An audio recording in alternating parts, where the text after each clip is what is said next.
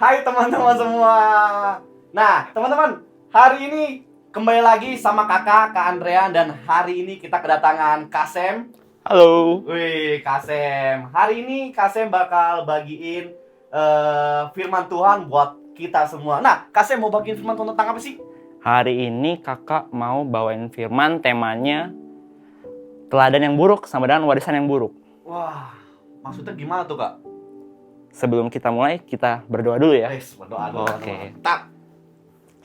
Tuhan Yesus, terima kasih Tuhan atas kesempatan pada siang hari ini. Kalau sekarang kami ingin berdoa, kalau sekarang kami ingin membaca firman-Mu, berkatilah kami, berilah hati yang terbuka supaya kami bisa menerima firman-Mu. Terima kasih Tuhan, hanya dalam nama-Mu kami sudah berdoa dan mengucap syukur. Amin. Amin. Nah, Kasem, lanjut yang tadi, maksudnya teladan yang buruk tuh gimana tuh, Kasem?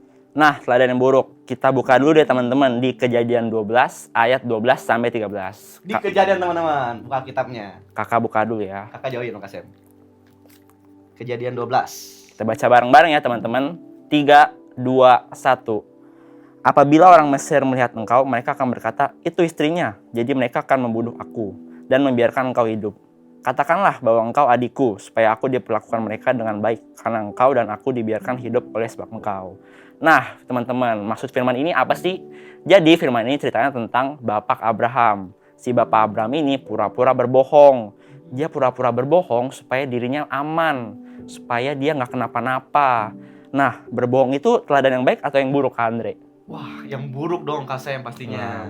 Tuh, teman-teman. Itu perbuatan yang tidak baik ya, teman-teman. Sebagai anak Tuhan, kita nggak boleh loh berbohong. Betul banget, teman-teman. Nah, kita buka lagi satu ayat di Kejadian 26, ayat 7. Oh, ada lagi, Kasem. Ada Di dong. Kejadian 26, teman-teman. Kita buka. Banyak-banyak firman Tuhan hari ini kita. Oke, kakak baca ya. 3, 2, 1. Ketika orang-orang di tempat itu bertanya tentang istrinya, berkatalah ia, dia saudaraku, sebab ia takut mengatakan ia istriku. Karena pikirnya, jangan aku dibunuh oleh penduduk tempat ini karena Ribka, sebab elok parasnya. Nah, teman-teman, sekarang ini bercerita tentang Ishak. Ishak itu anaknya Bapak Abraham. Betul, Bapak Abraham. Nah, si Bapak Abraham dulu kan pernah berbohong nih. Nah, kebetulan di firman ini diceritain juga bahwa Ishak tuh berbohong juga supaya dia juga aman, dia selamat. Nah, ini menunjukkan kalau Ishak itu mengikuti contoh yang buruk dari ayahnya. Menteladani ya, kayak. Meneladani hal yang buruk. Itu kan nggak boleh ya, teman-teman. Nggak Masa baik. ngikutin hal yang berbohong itu kan nggak baik ya, teman-teman. Betul. Nah, teman-teman tahu nggak sih kira-kira teladan yang baik itu kayak gimana? Oh iya. Kasem punya contohnya gak sih? Yang contoh simpelnya lah gitu, gampangnya kalau kita biar tahu, oh, yang teladan yang baik tuh kayak gini, kalau yang buruk tuh kayak gini. Ada gak sih, Kasem? Wah, kakak sih punya. Kakak udah siapin video nih Wah, tentang teladan video yang baik. nih, video nih. Kita saksikan video yang satu ini.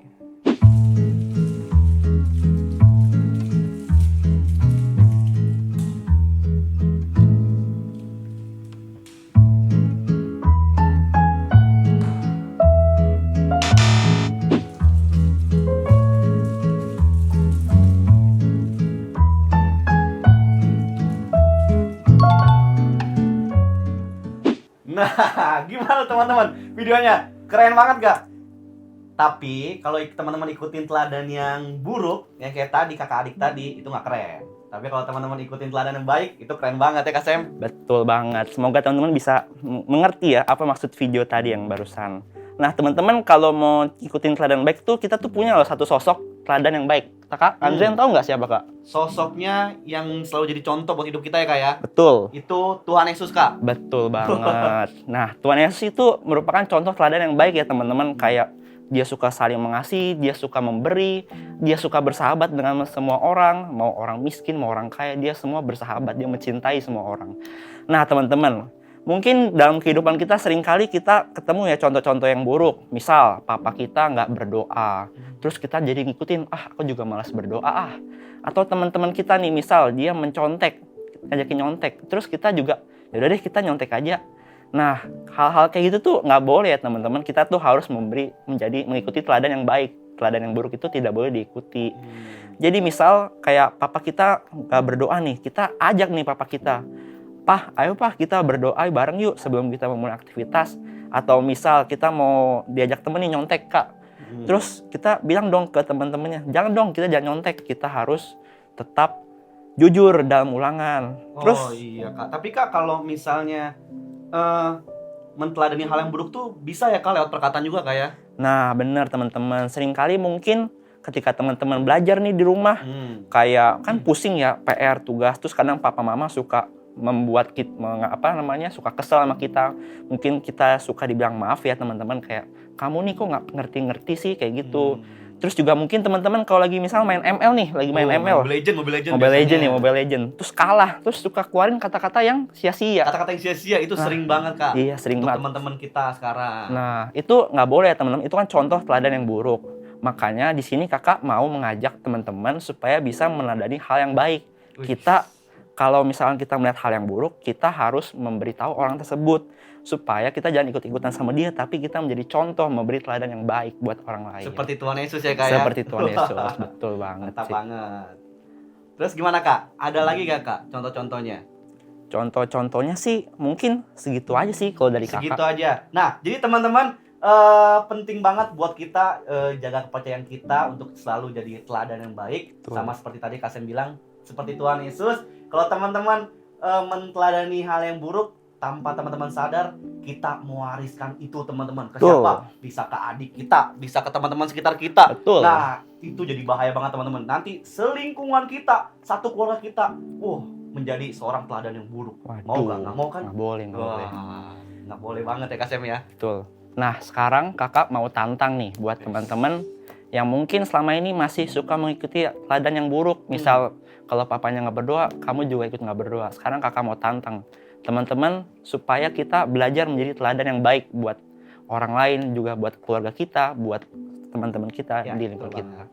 Oke, Kak Sam, boleh tuntun kita berdoa?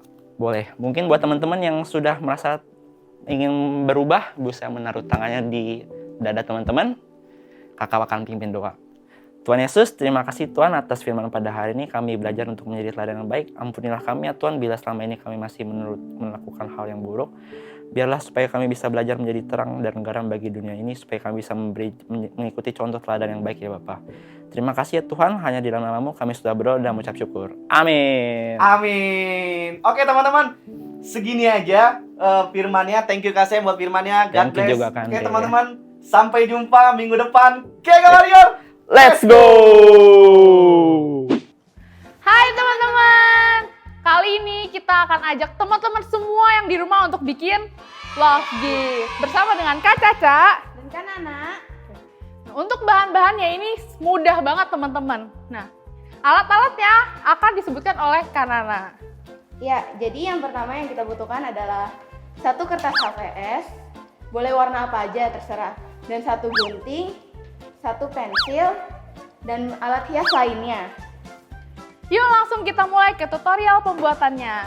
Ya. Yang pertama, teman-teman bisa ambil satu kertas HVS yang sudah disediakan tadi. Setelah itu kita akan lipat kertas tersebut secara horizontal ya teman-teman. Jika sudah dilipat, kita akan membentuk sebuah hati. Setelah itu teman-teman akan menggambar satu buah hati. Kayak gimana sih Kak Nana bentuk hatinya? Nih bentuk hatinya kayak gini ya. Nah teman-teman yang di rumah bisa ikutin ya bentuk gambarnya seperti ini. Jangan lupa teman-teman bikin gambar hati harus yang rapi biar hasilnya juga maksimal. Setelah itu kita akan menggunting gambar hati tersebut. Kak Caca, kan kita mau menggunting nih. Jangan lupa ya adik teman-teman di rumah, guntingnya harus ditemani oleh orang tua biar kita tidak terluka. Betul banget teman-teman. Jadi orang tua teman-teman nih juga harus banget dampingin anak-anaknya biar hasilnya bagus dan anak-anak bisa aman juga guntingnya.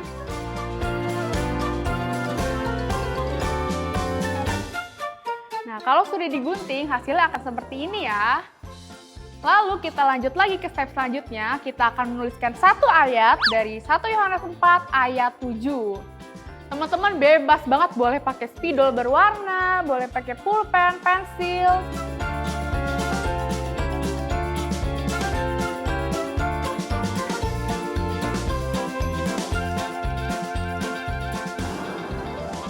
Dan kalau sudah, teman-teman bisa hias bebas. Boleh pakai stiker tuh kan anak. Boleh pakai spidol. Nah, iya boleh. Yang Boleh penting diwarnain. warna-warni. Yang penting ini spesial banget hasilnya teman-teman. Kreatifnya teman-teman deh. Nah, kalau udah jadi nih teman-teman nih seperti ini, teman-teman bisa kasih ke papa mama atau Iya. ke kakak, Ke adik, adik. boleh juga. Nah, Boleh juga ke teman-teman. teman-teman. Itu dia teman-teman aktivitas yang udah kita lakuin bareng-bareng nih. Jangan lupa teman-teman kasih ini ya ke orang-orang yang teman-teman kasih. Bisa papa mama atau adik kakak. Sampai jumpa. Bye-bye.